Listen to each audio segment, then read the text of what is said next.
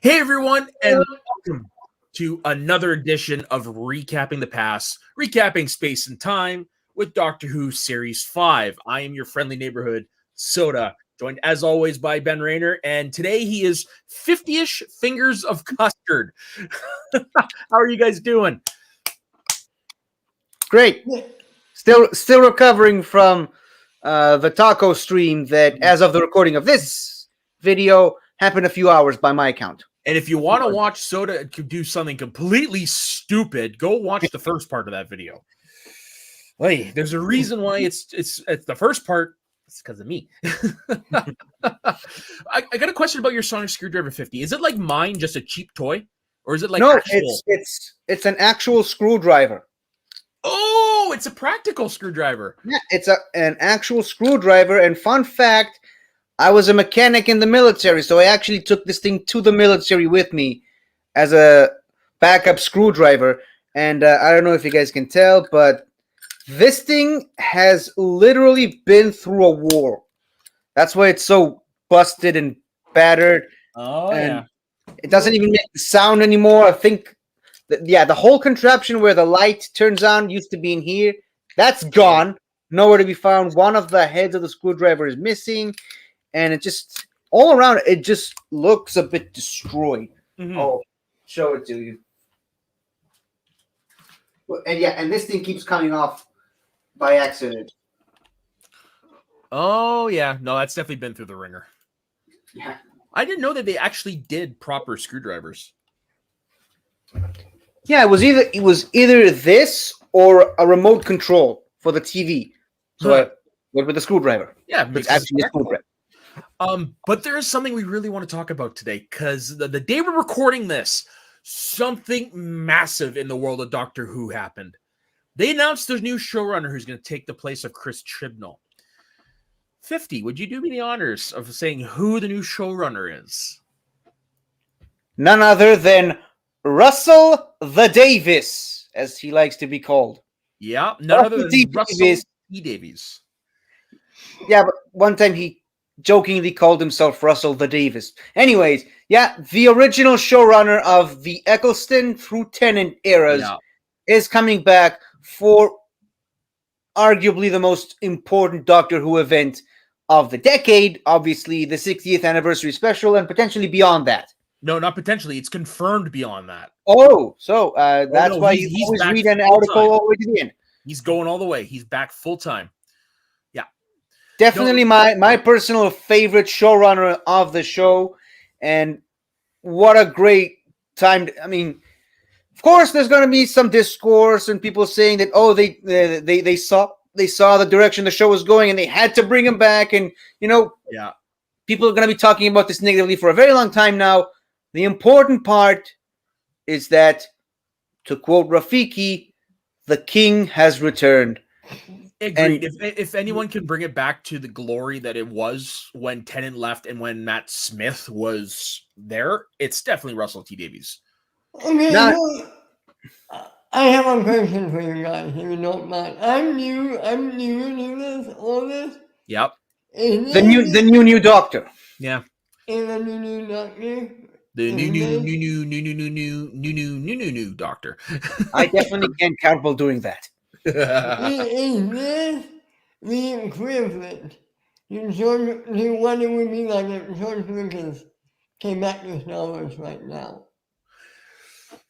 I'm going to say no, because the last time this guy was a showrunner of Doctor Who, people actually universally liked it, as opposed to the last time George Lucas. I mean, Clone Wars is kind of half and half because it was Filoni for the most part. But the last time George Lucas did anything Star Wars solo. Can I use this? Here's the example I'll use that you should be able to understand. It's like Harrison Ford returning to Star Wars.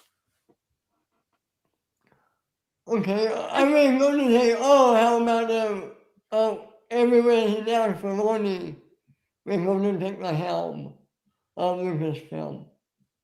Well, no, because Dave Filoni never, prior to Kathleen Kennedy, never had the helm. This is a guy returning to something. That's why I said it's more like it's more like a Harrison Ford returning. I don't think Filoni has any intention of running Lucasfilm. He just wants to be part Yeah. of show running shows as opposed to running the whole thing. Yeah, and Anything, I think that should be Favreau, but that's the just me. possibilities that are open with this. Like, I think we could get Torchwood back. Like, I mean, not like as a showrunner, but we could get the like.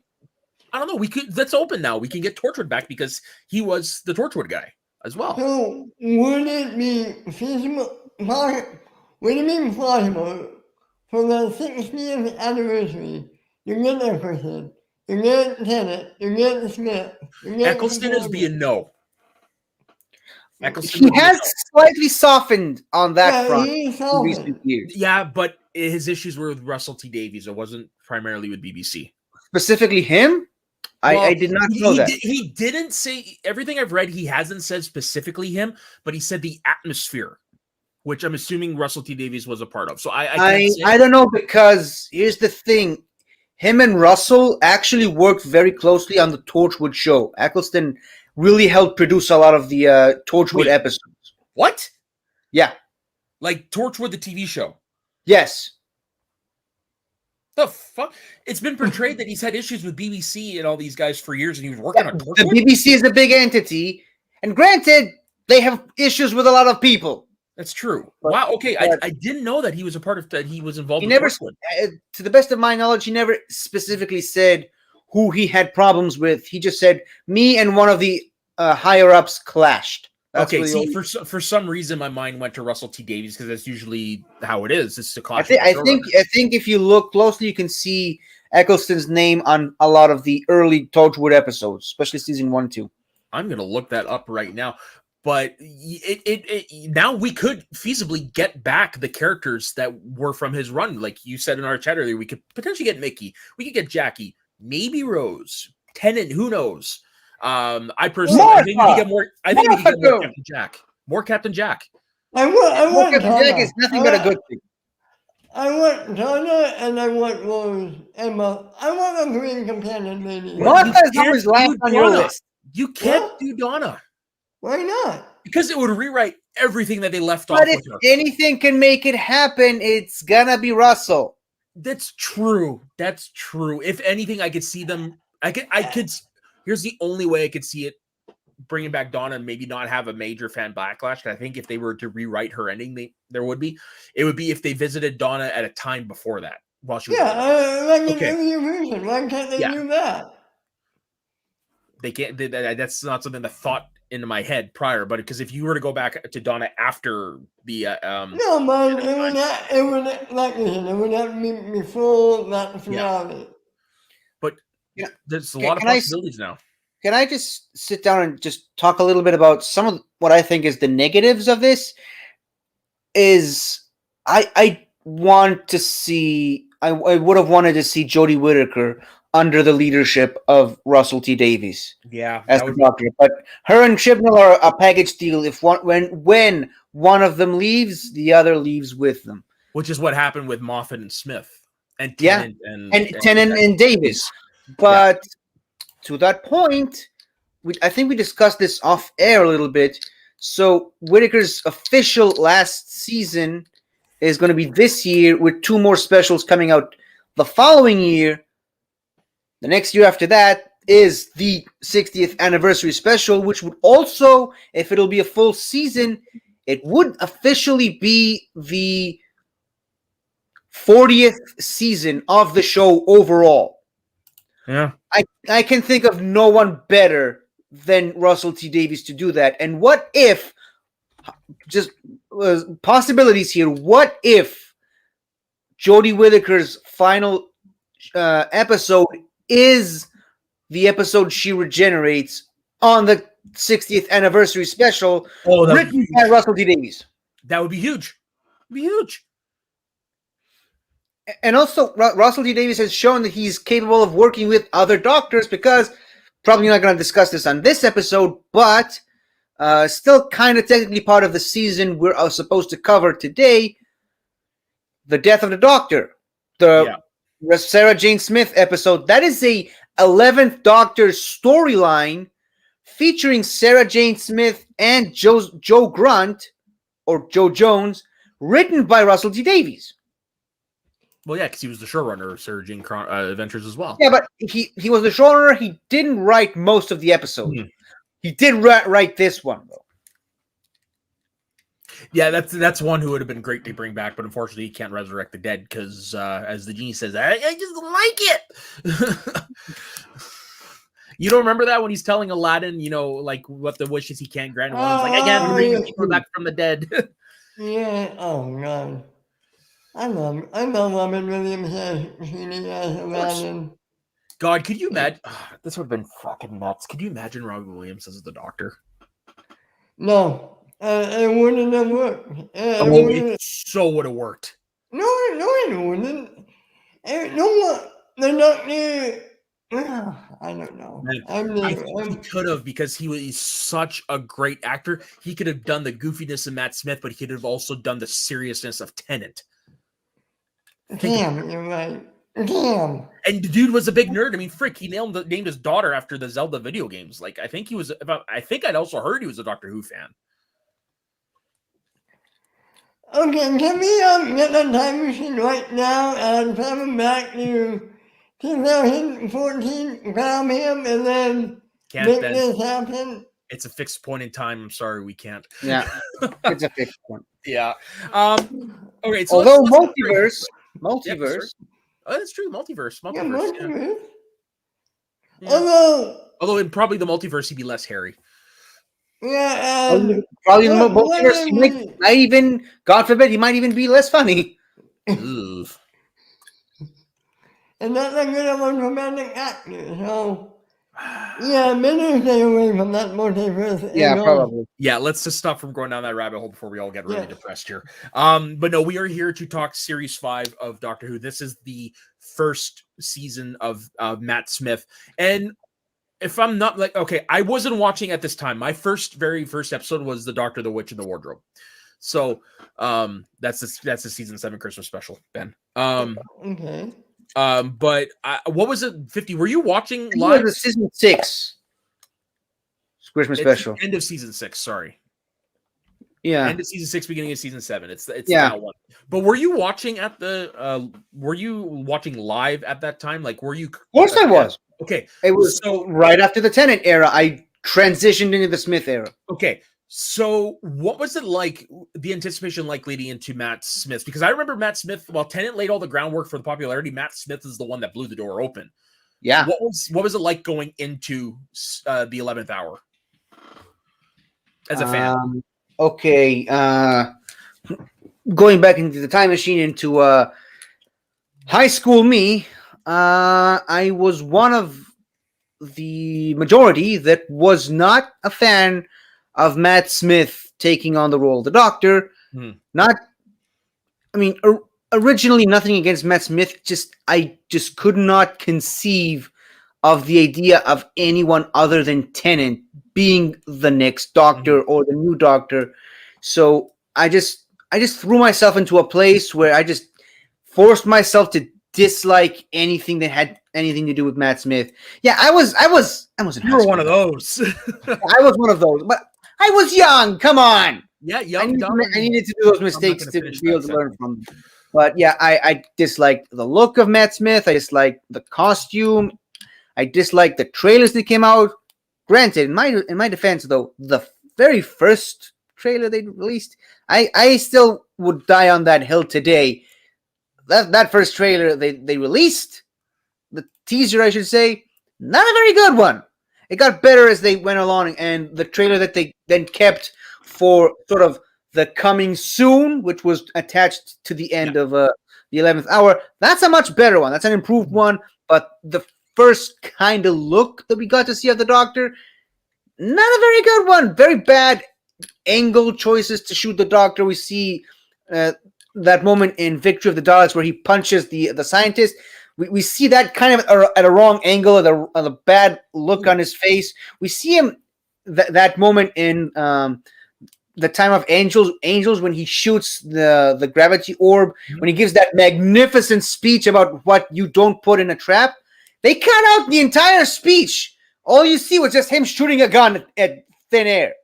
And that's, like I said, the first trailer they've ever released, bad representation to give us our first official look at the new Doctor.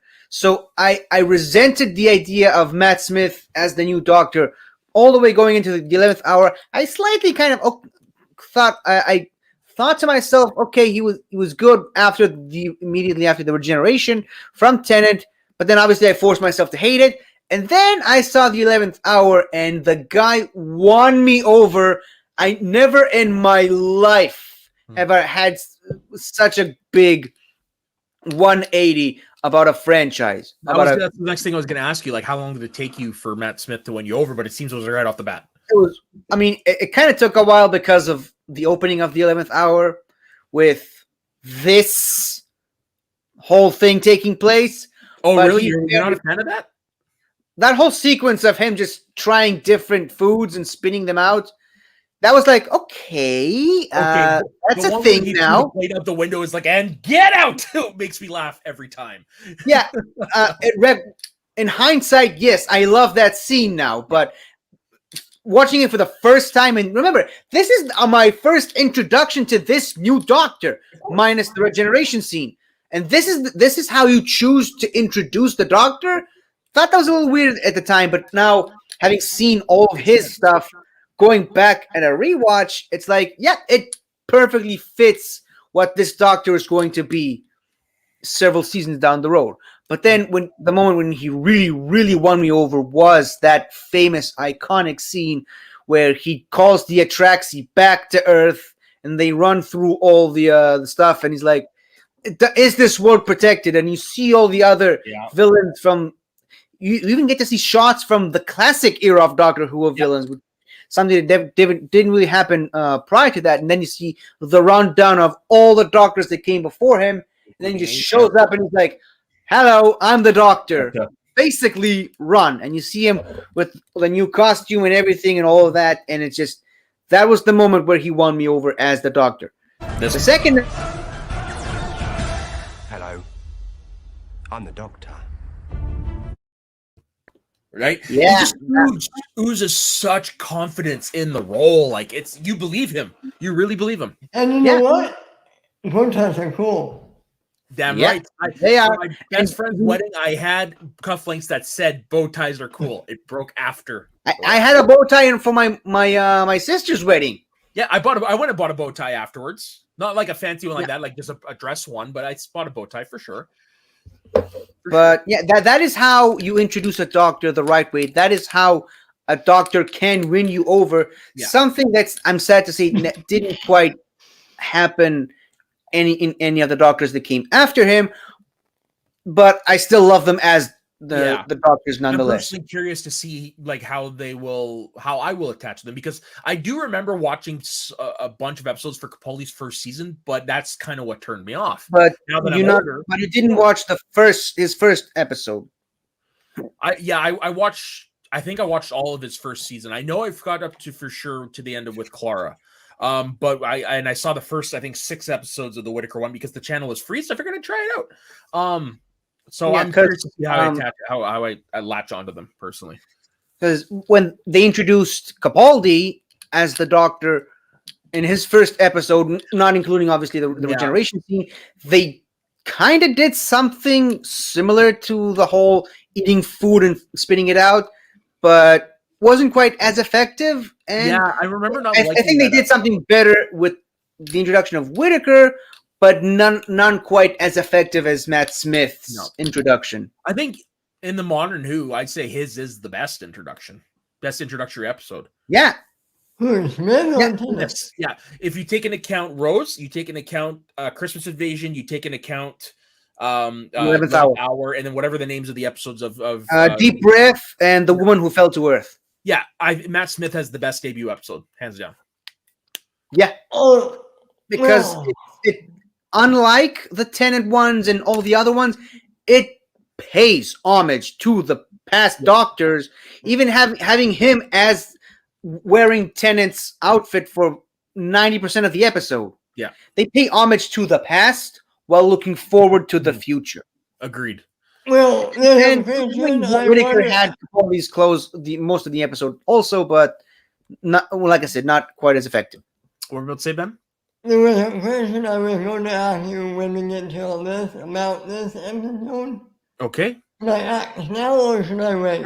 It's guaranteed we're going to talk about it in the list, so we'll wait till the list. Okay. So we might as well just start with our list now. So Ben, what is your number 5? The Vampire Venice. That's on my honorable mentions. And I'm just going to say this forward.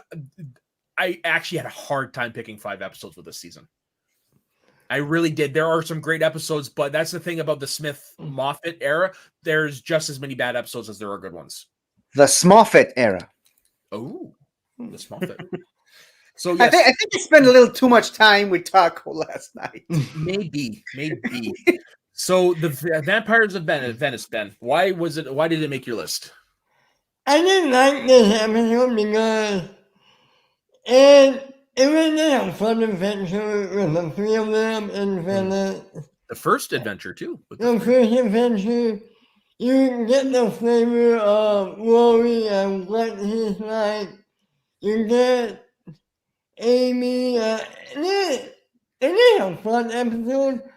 And I'm not the biggest fan of vampires, but they weren't really vampires, they were aliens, so yeah. I didn't know it.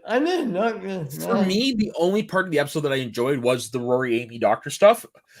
The vampire stuff didn't really do it for me, but I can't not talk about this episode and talk about my favorite scene in the episode, which is the cold open at Rory's bachelor party.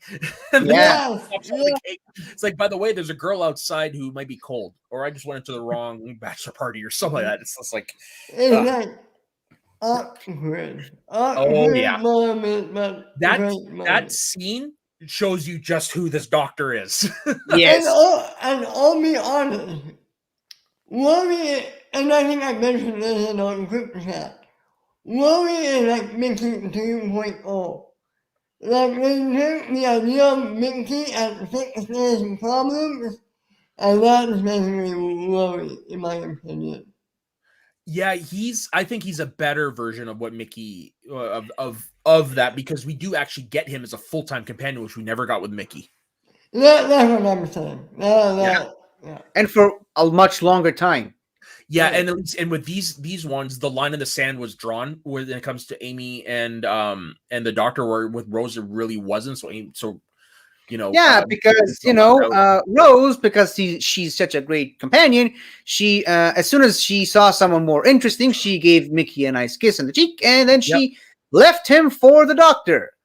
And with Amy, on the other hand, she had like one moment where she tried to kiss the doctor, but then after that, the showrunner, Stephen Moffat, to be specific, made it absolutely clear, Amy and Rory are the power couple. And the doctor I read recently that Moffat actually regrets doing that kiss. I can see that. I can see why. Yeah. So yeah, the synopsis for this episode: the doctor takes Amy and Rory to Venice in 1580 on a romantic date. They meet Guido, a boat builder whose daughter Isabella has entered the house of Calvieri. Stop. Sorry? I'm sorry. I had to. Oh, you said Guido. Pit stop. Oh Jesus. Cars, right? Sorry. Cars?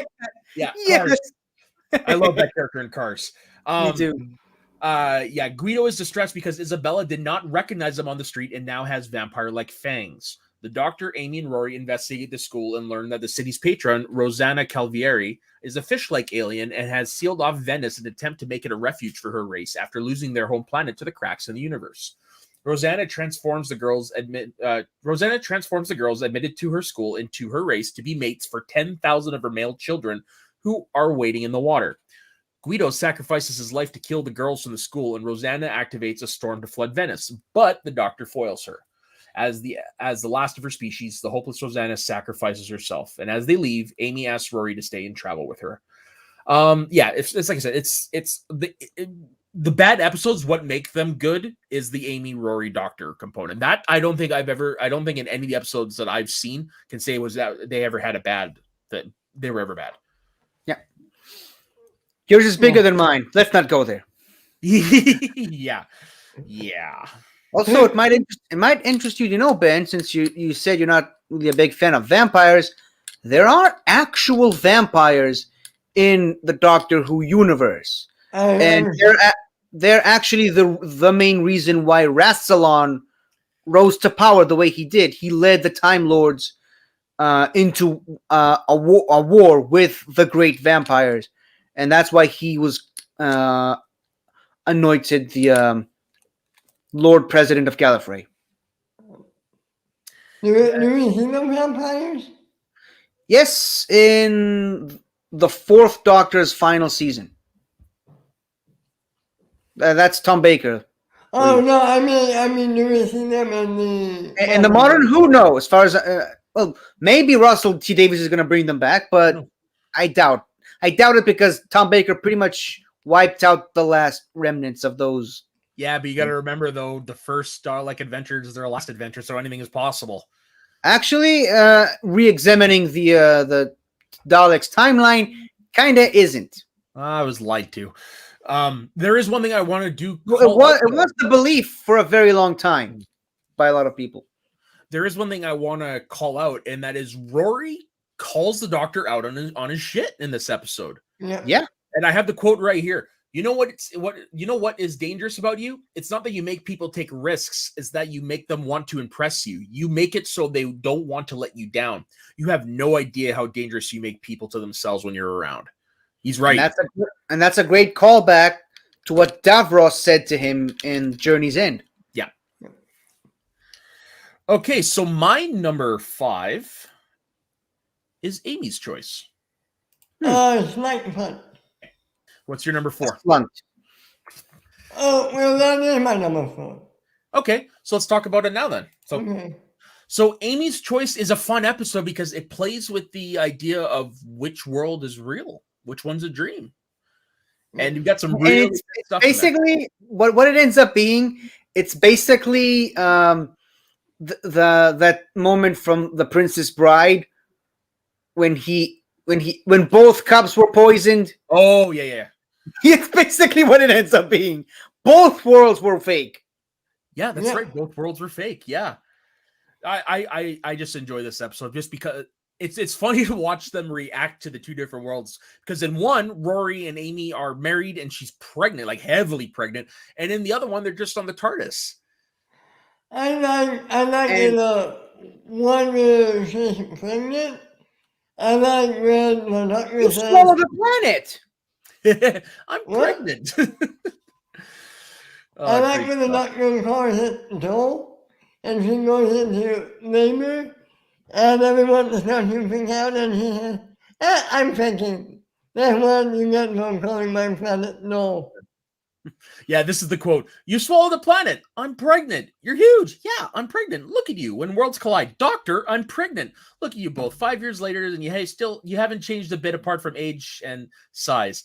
It's good to see you, Doctor. Are you pregnant? And that perfectly encapsulates what this Doctor is. Yeah, he's a madman with a box. I mean, minor spoiler.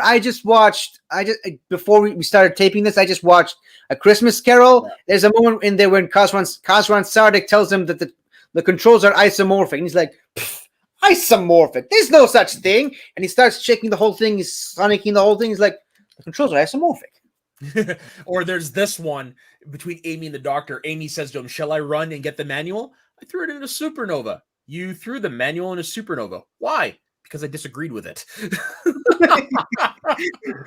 Oh, yeah. So Amy's choice. The Doctor, Amy, and Rory travel between two realities. In one, Amy and Rory are happily married, but are pursued by elderly people possessed by aliens. In the other, they're in a powerless TARDIS, which will slowly crash into a cold star, which will freeze them to death. A man known as the Dream Lord says that he has put them in this trap, and they must decide which is real and die in the fake reality to wake up in the real one and escape the trap. When Rory dies in the future reality, Amy decides that it must be fake because she does not want a life without him. It is revealed that psychic pollen had entered the TARDIS and caused the dream state, and the Dream Lord is a psychic manifestation of the Doctor's dark, self-loathing side. First off, the casting of the Dream Lord was great. Toby Jones was amazing in this episode. Yeah.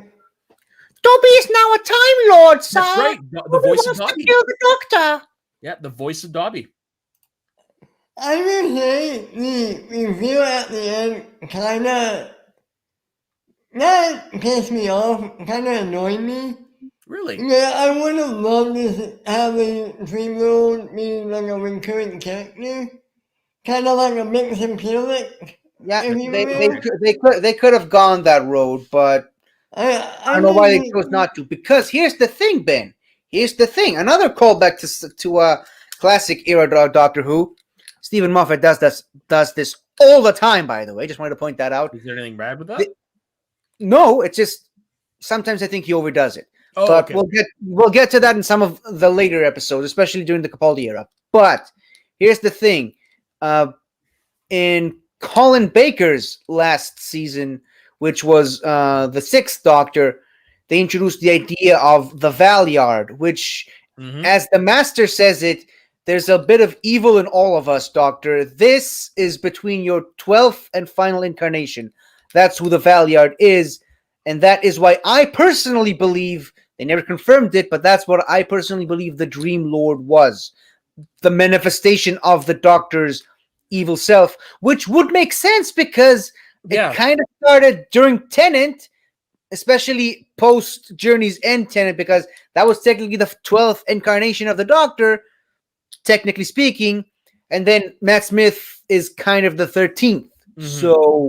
So the Valyard, was it just something that was referenced to in the early Who, or was he actually shown on screen? No, he was an actual character. The whole thing was during Colin Baker's final season was basically him on trial. Yeah, no, the trial. I knew that. That was him for like 18 episodes, but the trial was intercut with actual adventures that the Doctor had with companions.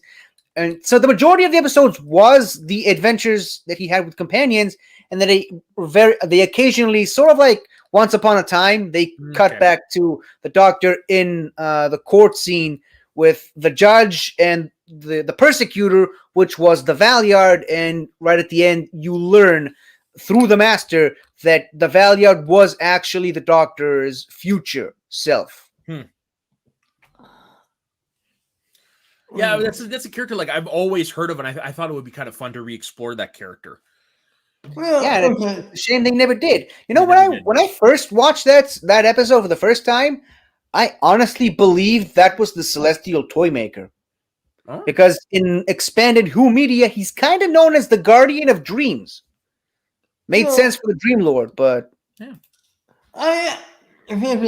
Another side note, I asked sort of this. Can't remember if I asked you too. In the Family of Blood. Oh no. Is that the Doctor landing in your backyard? We didn't hear the noise, did we? Which reminds me, that is now my ringtone once again. Is the noise of the TARDIS? By the way, just wanted to point that out. Hold on.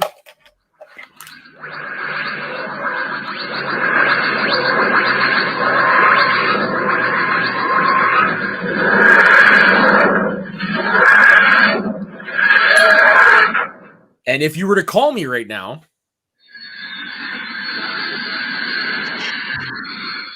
this is my ringtone. Nice. Okay. But I was going to say this. Finally, this TARDIS actually matches the one that's in the show. Nice. This one and this one. Yeah, go ahead. So, wait a minute. What was I going to say? Oh, yeah, in the Family Blood, when Tennant's Doctor trapped all the family away, he trapped the Doctor in the mirror, and they said he goes back to visit her every year, right? Yeah. Something like that, yeah. Yeah, you asked me this, and then I went all crazy because I spent an entire night shift at work reading up on Doctor Who continuity and past, and I was a little kind of off. But no. Smith is not going to do that, and that's not. Oh, no. He might. What? He maybe. See, here's what I thought happened. Because he's a Time Lord, I just figured when they said that he visits the sister once a year, every year, I just figured he traveled into every single year to visit her at the same time. He just went to this year, then to this year, and then the next, and the next. Maybe, That's what I assumed happened, because it would make sense that she would see him as the Doctor who beat her. Mm-hmm. Okay, Who knows? Maybe he still does that. No. I mean, Next time I talk to Stephen Moffat, I'll ask him. okay. Yeah. Good choice. You knew that. You knew that. God, that would be great if Russell T Davies. Because see, actually that's hit that's the kind Star of that's sort of the disadvantages of when you introduce the idea of this character does this specific thing once a year, every year, but you never actually get to see it. It happened in Torchwood season 2 when they introduced the idea that they're doing something once a year, every year, which is they didn't get to do it in season 1 because they just hadn't came up to that point yet. Well, I mean, maybe new memories regenerate with each Doctor. Like Smith's memories coincide with. Well, Smith's if that was the memories. case, then Tennant would have recognized Sarah Jane. Oh, okay. Yeah. Okay. All right. No, the Doctor retained all of his memories from all of his past selves. That's why you see a lot of emphasis during the Moffat era when the Doctor is referencing his past selves, and that's why obviously Tennant recognized the Sontarans and the Macra. They remember everything. And let's not forget Time Crash as well, because he says there, how do you know to do it? Because I remember watching myself do it all those years ago. Okay. All right. So that It is a valid question, though.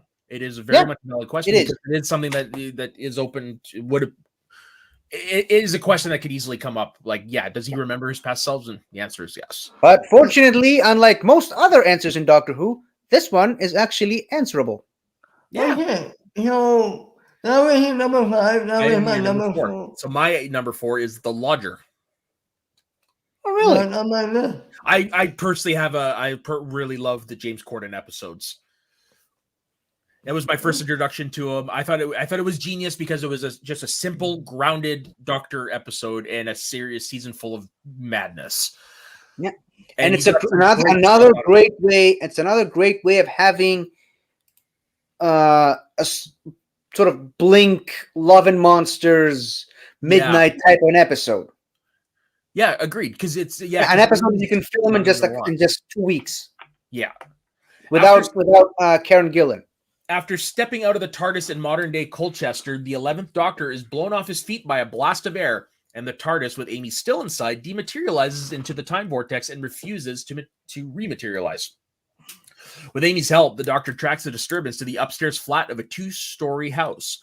The Doctor opts to take a room for rent offered by the downstairs tenant, Craig Owens, in order to determine what is present on the upstairs flat without alerting whatever it is to his Time Lord nature. The Doctor notices localized time loops and disturbances aboard the TARDIS that coincide with noises from the upstairs flat. Over 2 days, the Doctor attempts to adapt to human life. He learns about Craig, an office worker with little aspiration to move forward. Craig is stuck in a platonic relationship with his coworker, Sophie. The Doctor encourages Sophie to follow her dream of traveling overseas to see animals, and Craig, who has not yet professed his love for Sophie, becomes upset. He accosts the Doctor and demands that he leave, which forces the Doctor to reveal his history and his reason for being in the flat, which I love how they did it. Just a fucking headbutt. Boink. I'm never doing that again. Twice. Sophie arrives while they argue and is lured upstairs. The Doctor and Craig follow, learning from Amy that Craig's building has never had an upstairs flat. Inside, they find an alien ship housing a primitive time engine. The ship crashed some time ago and has disguised itself as the upstairs flat. The ship's emergency holographic program has been drawing in all passerby desiring to escape in order to find a replacement pilot for itself. But they were killed in each attempt since humans are incompatible with the ship's controls. The Doctor convinces Craig to touch the controls since he doesn't want to leave due to his love for Sophie, which will counteract the ship's protocols. Craig does so, and he and Sophie admit their love and share a kiss that breaks the ship's hold on themselves. The three escape as the ship implodes, leaving Craig's one-story flat below undamaged. Aboard the TARDIS, the Doctor directs Amy to write the note that led him to Craig's house using a red pen in his jacket.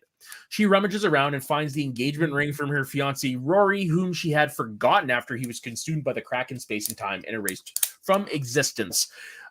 This episode was a lot of fun, and Matt Smith, as evidenced by that scene, actually knows how to play soccer because he could have been a professional soccer player. Huh. Except an injury derailed that. Oh.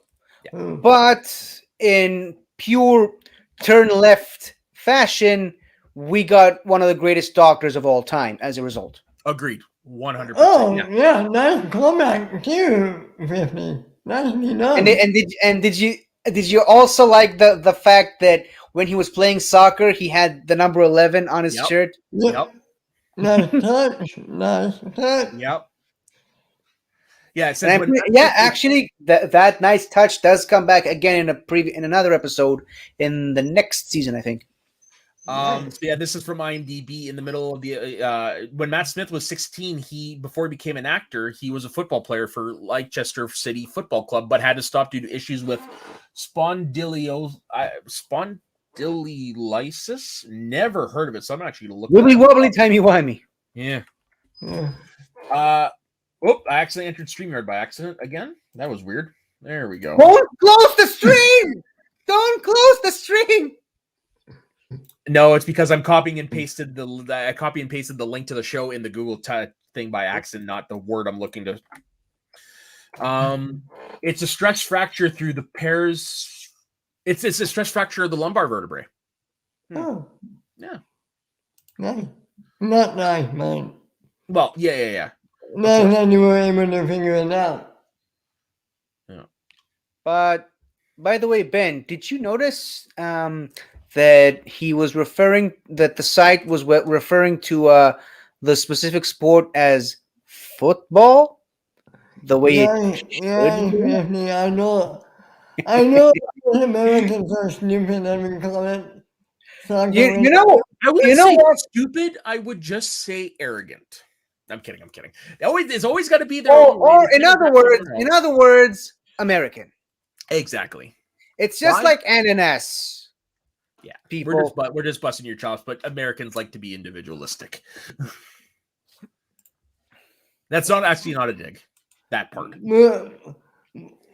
But we like you. You know what? Sometimes I feel like I'm woman on How I Met Your Mother, only instead of getting Canadian and getting Canada, I get hit on for being American around here. Well, yeah, the Americans give the rest of the world such good fodder. It's not that hard. Yeah, honestly, you should look at America from our point of view. You guys It's not my fault that we elected an orange muppet for... Oh, no, not just that. I'm just talking in general. It's like America's like the drunk uncle at Thanksgiving. It's the best way to put it. But the fun drunk uncle. Make it very uncomfortable. I moved to Canada and call it a day. So what is your number 3? Victory on the Daleks. Not on my list. I am your soldier. That, by the way, is that it's a reference to another second Doctor episode where the Daleks were pretending to be servants to someone, and that it's kind of paraphrasing. I am your servant. That's how the Daleks used to sound back in the day. I know, man. It's still amazing. The main sentence you come out from a Dalek's voice. I think you know what I'm going to say, Matt. Would you care for some tea? No. No? Yes, we know who you are. Oh God, yeah. That was fucking great. Yeah, that was... That is honestly my favorite recurring joke from the Tennant era. Yes, we know who you are. Yeah, that's the number one, but the would you care for some tea? That's gotta be the second, right? Oh yeah. That used to be my ringtone at one point or another for text messages and such. Yeah. So the 11th Doctor and Amy take the TARDIS to the cabinet war rooms during the Second World War. As the Doctor arrived late, Winston Churchill turned to the scientific advances of Professor Edwin Bracewell, including robotic devices called Ironsides, which are recognized immediately by the Doctor as his arch nemesis, the Daleks, but act as Bracewell's inventions. The Doctor attacks the devices, shouting, "I am the Doctor and you are the Daleks!" Unbeknownst to the Doctor and the humans, a Dalek ship is in orbit near the moon. Upon hearing the Doctor's testimony, which has just been transmitted by the Ironsides, the Dalek aboard uses it to activate a progenitor device. Did I say that right? 50? Progenitor, yeah. And alerts his comrades on Earth. The Daleks reveal their intent and expose Bracewell as an android before returning to their ship. The Doctor follows in the TARDIS, leaving Amy behind for her protection. Excuse me. The Doctor threatens to destroy the ship, including himself, before the progenitor completes, as part of the Daleks' plot to restore their race.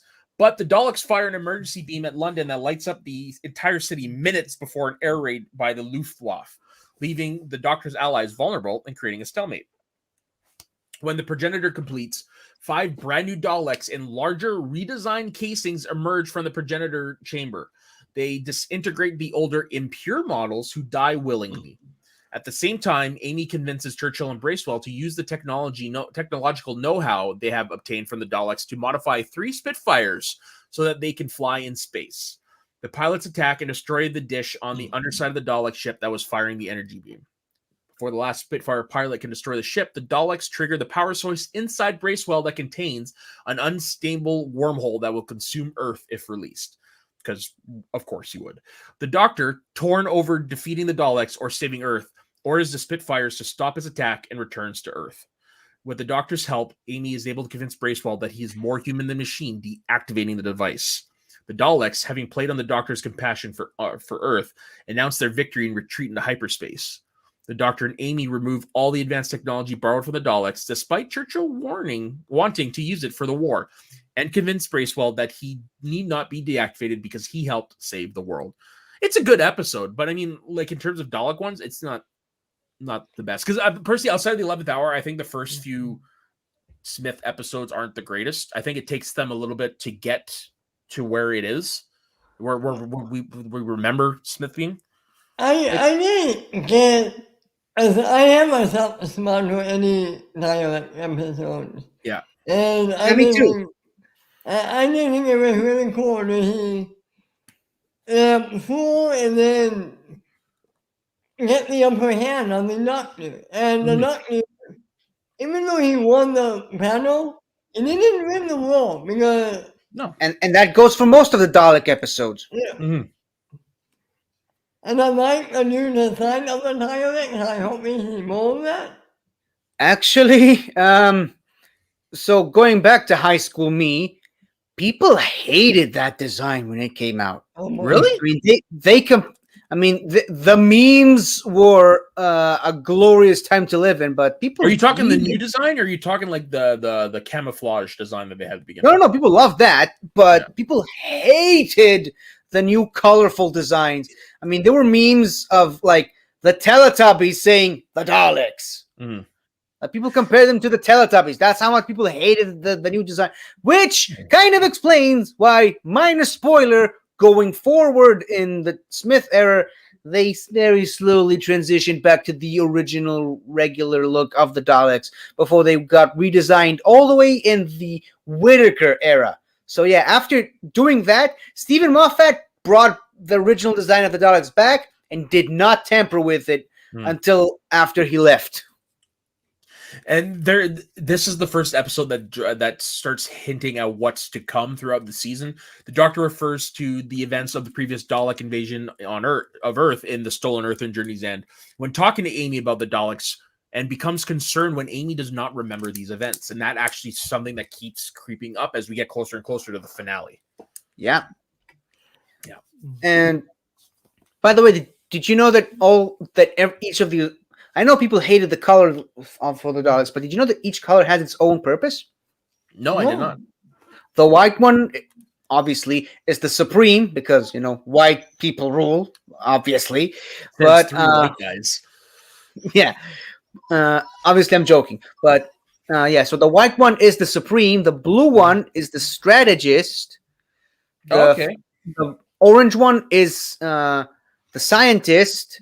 The yellow one is the Eternal, although its official role in the Dalek hierarchy is just unspecified. And the red one is the Drone, as in the mass-produced one that shows up all over the place. And there's actually another color, and it's a good thing I have both of you guys here. Have you guys ever heard of the Dalek that Time Forgot? No. No.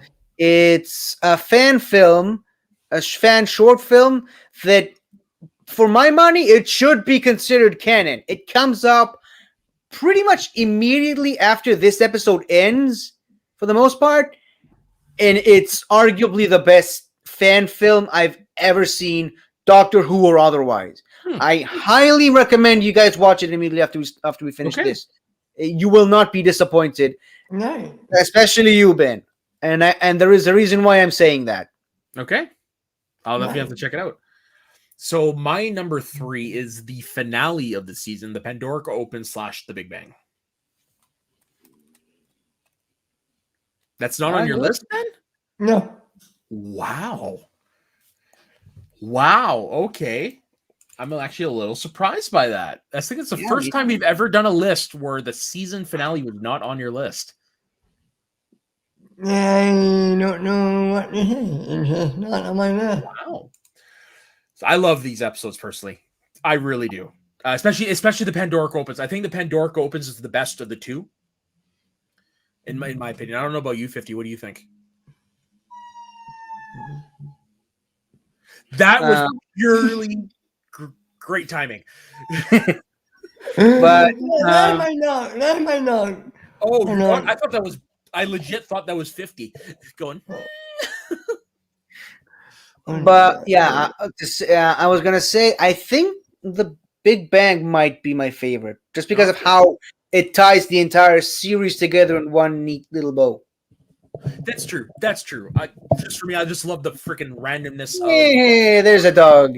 Ooh, lovely. He's looking at me and like, what are you doing? I want to hug him. He's so fluffy. Yeah. Sorry about that. I just wanted to show my dog. Hey man, anytime we get to see a dog, it's great. Yeah. Great. So the Pandorica opens. River Song summons the Doctor and Amy to 102 AD, where she shows them a Van Gogh painting of the TARDIS exploding. The painting contains the coordinates of Stonehenge. Under Stonehenge, they discover the Pandorica, a prison box said to contain the most powerful and feared being in the universe. However, Pandorica is empty. An alliance of the Doctor's enemies arrive to put him in the box, since they believe that the Doctor is causing the cracks with the TARDIS. The Pandorica, constructed from Amy's memories, contains an Auton version, an artificial life form version of Rory, and he shoots her. The Doctor brings River to Amy's house on June 26, 2010, and explodes, widening the cracks and causing the universe to begin erasing, which leads into the Big Bang, where the Doctor from the future gives Rory his sonic screwdriver, while Amy uses... You know what? Maybe I'm confusing too. I think it's actually the Big Bang that I really like, because that's the one where they're bouncing back and forth between. Yeah. That's the one. The Big Bang. Yeah, I agree. Although the Rory stuff in the Pandorica Opens is phenomenal. When the Doctor goes like, yeah, and he goes back. It's so great. So the Doctor from the future gives Rory his sonic screwdriver, which Rory uses to free the Doctor from the Pandorica in 102 AD. The Doctor and Rory place the dead Amy in Pandorica, which will force her to remain alive until her DNA is given to the Pandorica in the form of 7-year-old Amelia in 1996. Amelia places her hand on the Pandorica, following instructions left by the Doctor, fully restoring Amy to life. As the universe collapses, the Doctor rescues River from the time loop in the exploding TARDIS and realizes that if he flies the Pandorica, which contains a restoration field, and collides with the exploding TARDIS, it will restore the universe. The cracks are unable to close entirely until the Doctor is erased. Amy brings the Doctor back at her wedding to Rory with her memories, due to the Doctor's last words to her as he was being erased. And the newlyweds continued to travel with him. Now, I honestly don't remember, what did the Doctor say to her? Do you know what the Doctor said to her? You're saying the last... Like, what, as he's dying when he's in the Pandorica, he brings her to, says, Amy, I got something I want to tell you, and he whispers something in her ear. I think he said something about remember the madman in the big blue box. I don't know. Okay. I guess I need to rewatch which obviously it ties into the whole stuff with the wedding, because that's what she says to bring him back. And You're not going to be late to my wedding.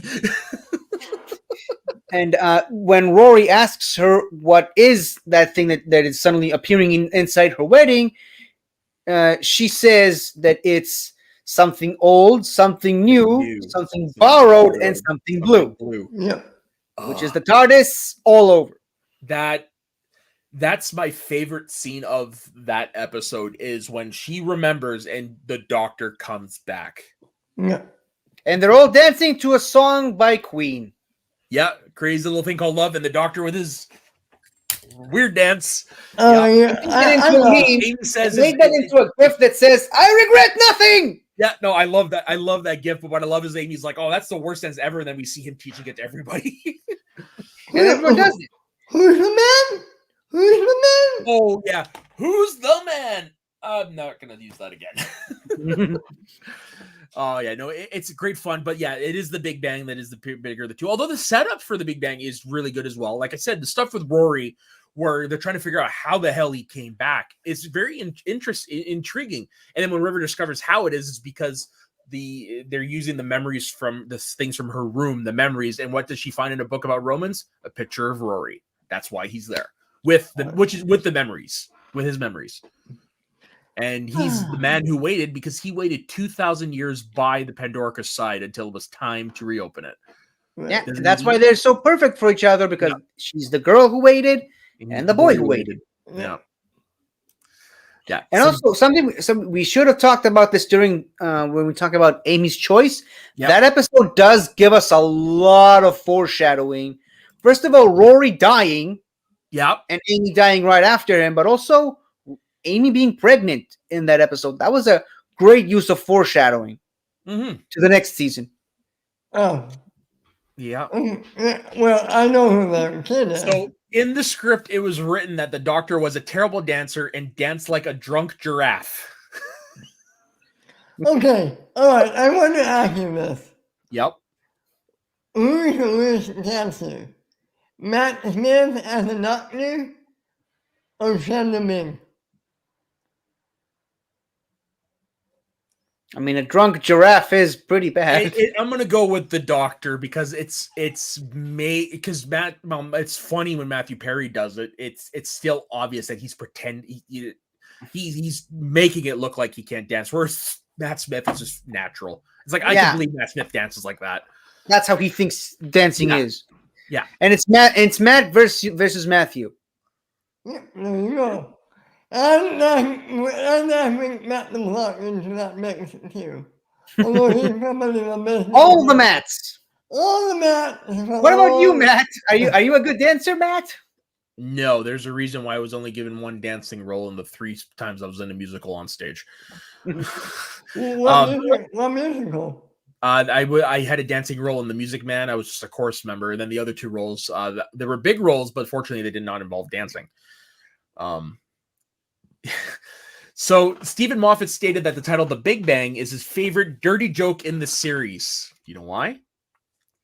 It is a reference to the fact that Amy and Rory conceived their child in the TARDIS that night, as revealed in the next series in "A Good Man Goes to War." Yeah, I mean, Big Bang. It was their wedding day. Yeah. I guess you could call that the Big Bang Theory. But I'll show myself out. Okay. So what's your number 2?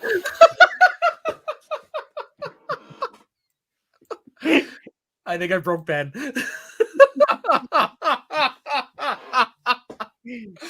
I can't tell if he's laughing or crying. I think it's a little bit of both. He's laughing. Oh God. Whose turn is it? Mine or yours? It's yours. I think Anytime I can make Ben crack like that, it's so what is your number 2? The Time of Angels is my number 2. Not on my list. Really? It's not. I'm shocked. It's got some good stuff, but By the way, the Doctor is wearing a fez right now. nice. Where? It is. He's got that little Lego. Oh. Hold on. Oh, cool. Yep, they are. See?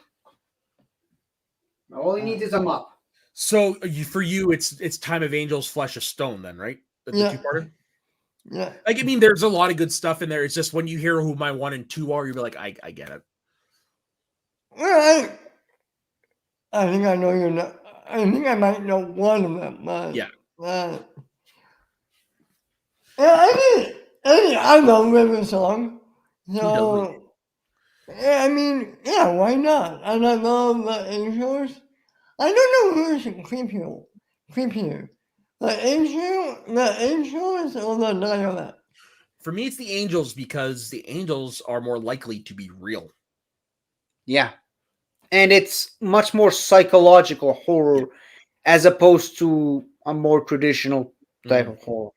Like a monster that chases after you. And I get that because that's one of the reasons why, out of all the horror movies I've been watching lately, the movie that scared me the most yesterday is that San Andreas with the earthquake.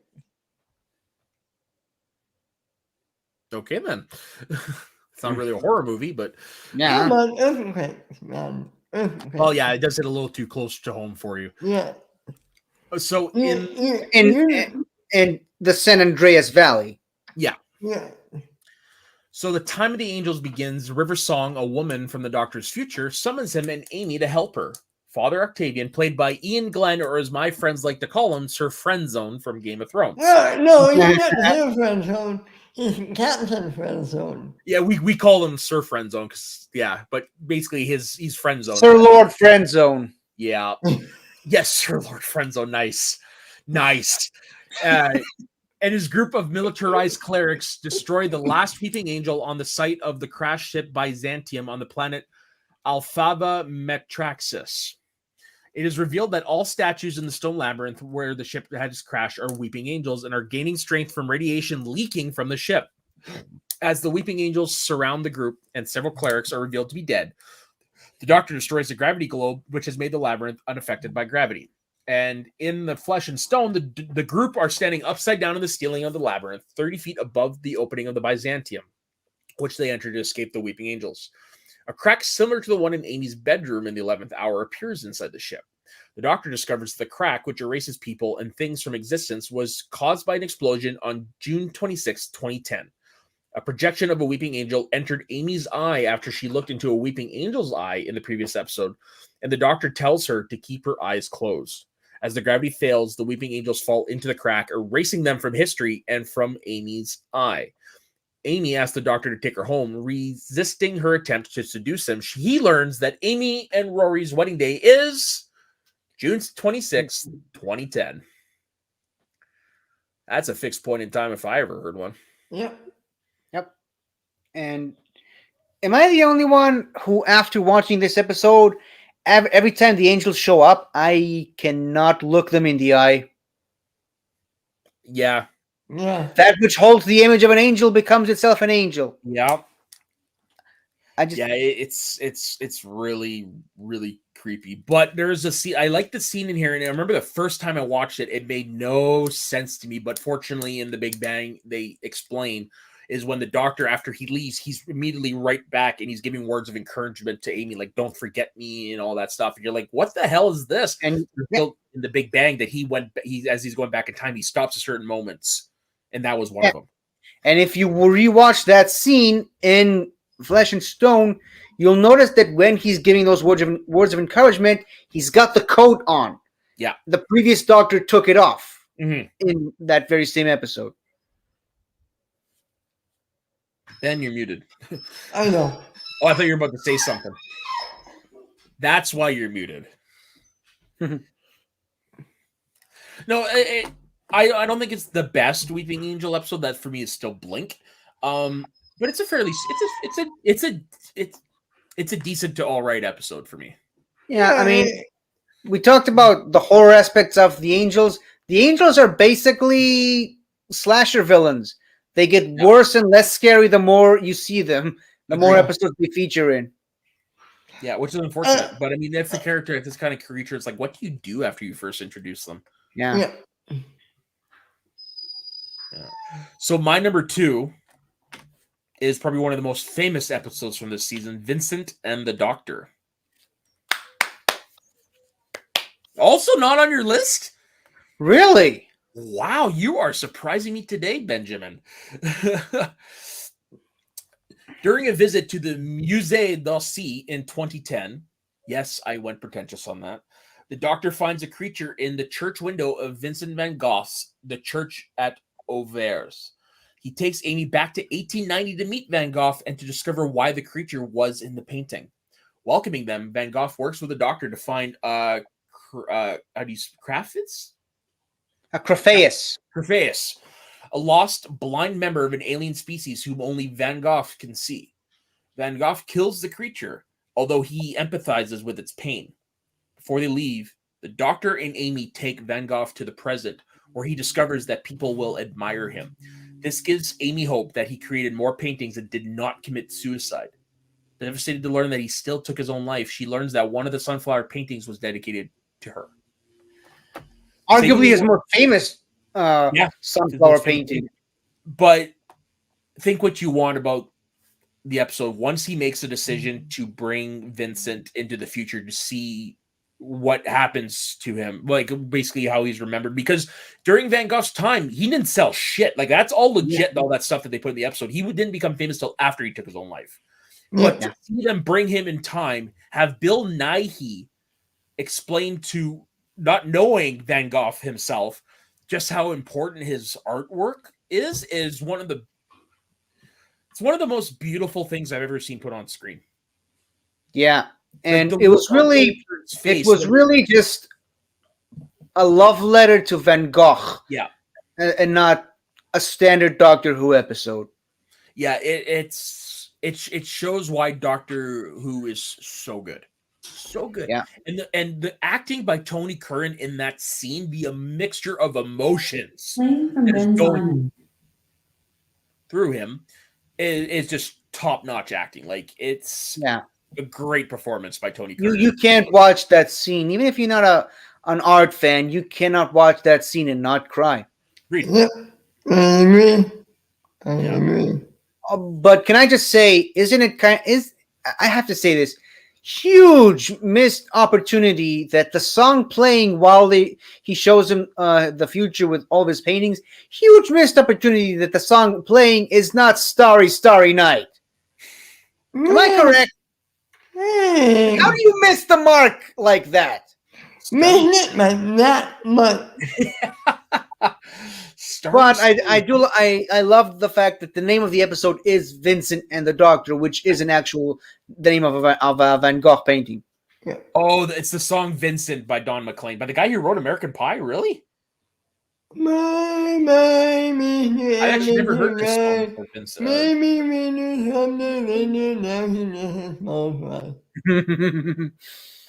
True, that was my first exposure to the song as well. Me too. Does anyone know how many paintings Van Gogh painted in his lifetime? In real life, just give me some. No looking it up. Can I see your hands, please? I'm gonna say north of 30. 25. North of how many? 30. 45. 2,211 paintings in 10 years. Holy shit. And that's including like pencil drawings and stuff and sketches like that. 860 oil paintings. Holy shit. Most of which date from the last 2 years of his life. Wow. I got a lot to learn about Van Gogh. I really do. Yeah, that's why Van Gogh is the greatest artist who ever lived. Yeah. This is the one he dedicates to Amy, correct? No. Yep, that's the one. Okay. And like I said, arguably his most famous painting. Yeah. No, it's such a beautiful episode. It really is. Yeah. And someone who's a huge I at the time this episode came out, I was still in high school and I studied art in high school, and my personal favorite artist still to this day was Van Gogh. Mm-hmm. So to see I I freaking did an exam about the guy, and then I watched this episode a year later. So it was such a great time of my life at the time. It's a great episode. Like for me, this is when this era of Doctor Who starts to get good, consistently good. Yeah. Agreed. All right. What else could I say other than there's really not that much else to say other than goodbye, isn't this working? Nice. Yeah. Yeah. I knew you were setting up for something. I just didn't know what. That's staying. All right, Ben. What is your honorable mentions if you have any? The Big Bang. The finale. For me, it's Vampires of Venice. And so that means I'm pretty sure we both have the same number one. The 11th Hour. Yeah. Yeah, agreed. It's the best episode of the season. Hands down. Yeah, and the perfect introduction to Matt Smith. Yeah. Like, I mean, we talked about it ad nauseum beforehand, but okay, my question that I've been trying to ask you guys, maybe 50 more. The screwdriver that he was using for the majority of the episode, is that Tenet? Yes. Yep. That's why I said up top, they paid homage to the past, having him wear Tennant's outfit and use the screwdriver. And even for the first few minutes, that was David Tennant's TARDIS, what was left of it. And then they slowly transitioned it into the new era of Doctor Who. Even though they kept that set built, that TARDIS set built for 18 months. No, that's why. Well, you know it reappears one more time. In this season or next season? The Doctor's wife? Well, you're not. Oh yeah! Oh yeah! That's right. Now I remember.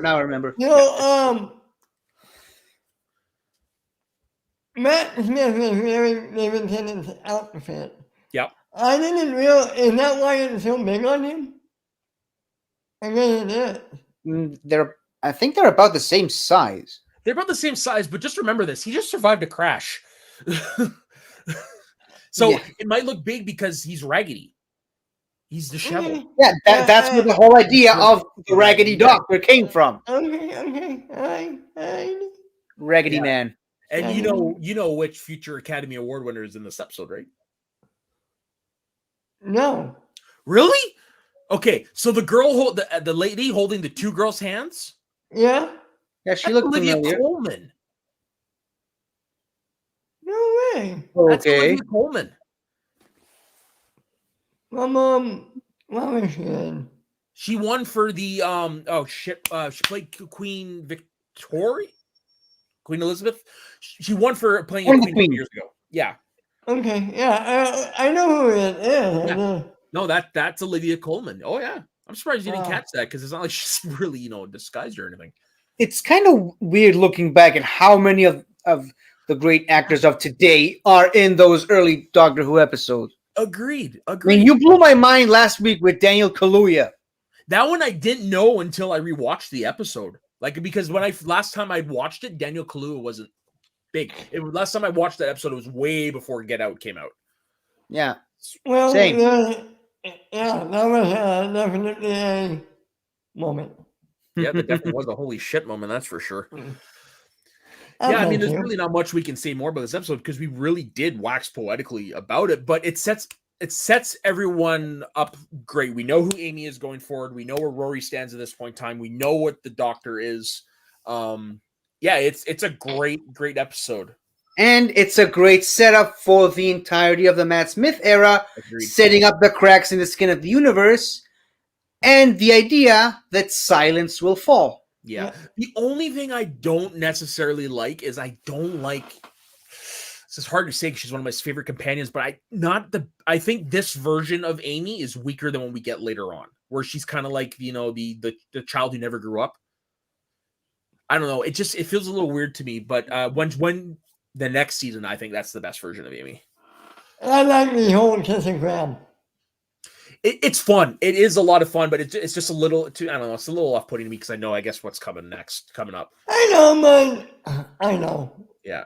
And the reason why this was set in a small town is because Stephen Moffat thought that London was overdone. He's probably right. I agree. How He's not many wrong, yeah. And yeah, how many? Yeah, it's like I mean, even the Ninth Doctor said it in the first Stephen Moffat story. He said, "Do you know how many times you can fly around space without having to bumping into London?" Yeah, no kidding. And the fish fingers were actually a breaded coconut flavored food item. Smith estimated that he had eaten some like 14 of them. yeah. Yeah. Yeah. Anywho. Oh, anywho, yeah. Who the man? Yeah. So next season is what I consider the best season of the Matt Smith era. Kicks it off with a massive bang with A Christmas Carol, continues right into The Impossible Astronaut, which is one of the best two-parters you'll ever see. Yeah, and it's completely new to have the two-parter be the opener of the season. Yeah. Yeah. And another famous actor is in this. Who? Oh, Max Shepard. Damn it. Sorry. My bad. I know. It was the 5-pointer in my match against Chris Ingle where my heart was pounding so hard that he would miss it, and he got it right. Yeah. Yeah. But I still won. That was before. Was it before or during Supernatural? I don't remember. No, that would have been during. It's during. No, it's 2011, so yeah. It's definitely during, yeah. It is what's weird. It's the only time I've ever seen. It's funny. He's a British person in real life who speaks in a British accent in everything he does, but the one time he's on a BBC show, he speaks in an American accent. Well, we talked about this a couple of weeks ago. Frickin' Andrew Garfield. Yeah, I read him out in that. Yeah. Fun fact: the person who plays the older version of his character is played by his actual father. Oh, nice. Oh, that was also an actor, yeah. Because I was reading trivia on it, and they said that basically they wanted to age him up. They wanted to age him up, and he's like, "Dude, let's just get my dad." Basically, how he's an actual Shepard. Yeah, exactly. That's like when you told me Amy's younger version is played by her cousin, right? Yep. Caitlin Blackwood. And I can't remember if this is right or not. In Harry Potter, the younger Tom Riddle is played by the... Yeah, Ray Fiennes' his nephew. Yep. Yeah. I like the stuff like that. I do. Kind of ties it all together. It just, I agree. I love that stuff as well. So, 50, where can everybody find you? We're not going over my top 5. I did it again. You keep forgetting it. Sorry. I keep waiting for you to remember it. But anyways, so my top 5, number 5, The Time of Angels and Flesh and Stone. Yeah. Great Angels episode. Not really a big fan of the fact that the second half of the two-parter basically just became all about the cracks and not as much about the Angels. Still a great episode, though. Number 4, Victory of the Daleks. And again, I cannot recommend it enough. The Dalek That Time Forgot. It's on YouTube. It's about 20 minutes long, and you will not be disappointed for watching it. Right. Number 3, Vincent and the Doctor. Yeah, again, because of the Van Gogh connection. Number 2, The Pandorica Opens and The Big Bang. Great series finale. And number 1, The 11th Hour. Arguably one of the best Doctor introduction episodes. Agreed. Not just in the modern era, but Doctor Who in general. Yeah, because it's not that it's a very stiff competition, but still. It's almost poetic that the last episode of this season was called The Big Bang because the 11th hour arrived with a bang. Yep. Yeah. That was The Big Bang. Yeah. Okay. Oh, now. and then a theory of a Big Bang. All right, now 50. Where can everybody find you? You can find me, as of the recording of this video a couple of days ago, bullshitting with Taco for a couple of hours on his long stream that ended up being shorter than it was intended to be. But you can also find me on my YouTube channel, 50 Shades of Geek. You can also find me occasionally when I have time to, which nowadays isn't very much, on Twitch, 50 Shades of Geek. You can also find me on this channel on Get Sweaty every Saturday, recapping the greatest show in the galaxy every Monday with these two lovely gentlemen. Occasionally, I pop into Let's Talk About Star Wars or Mount Shimoda whenever I have the time. And you can also find me on Patreon, patreon.com/Pokemon Star Crossing Crescent. I'm designing a Pokemon game based on Israel. And Ben, what about you? You can find me at my Twitter at Ben_Rainier.